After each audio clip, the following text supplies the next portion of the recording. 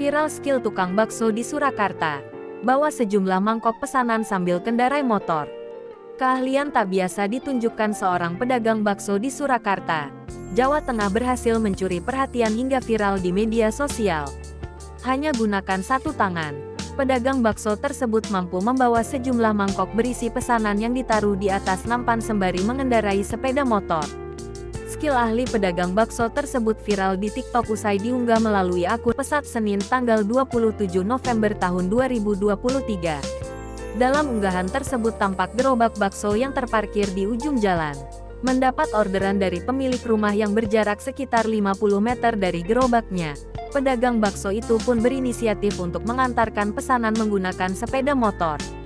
Terlihat tangan kiri pria tersebut memegang nampan berisi sekitar 4 mangkuk bakso. Yang membuat tegang, nampan berisi sejumlah mangkok bakso tersebut diantarkan dengan menggunakan sepeda motor seorang diri oleh sang pedagang bakso.